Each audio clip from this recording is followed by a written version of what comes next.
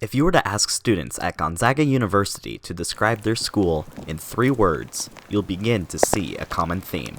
I think of the basketball team. Sports. Basketball is definitely a big thing. Basketball. Basketball, winning, community.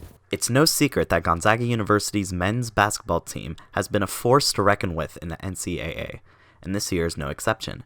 At the time of this report, Gonzaga's men's basketball team is ranked number 1 in AP polls.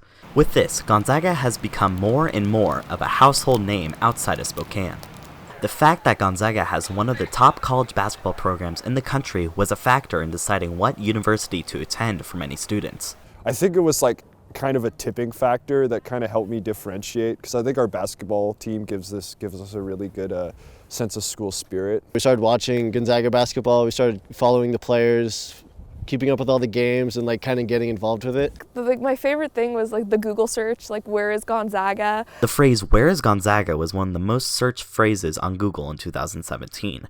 But how does Gonzaga's basketball team fit in with the university's mission as a Jesuit institution? I told him where I was from, and he said, "Oh yeah," he said, "I'm a basketball fan." He said, "I love that school, Gonzaga." And so I realized that people were beginning to understand our name. Father Mike Connolly is professor of political science and a member of the Society of Jesus, or a Jesuit.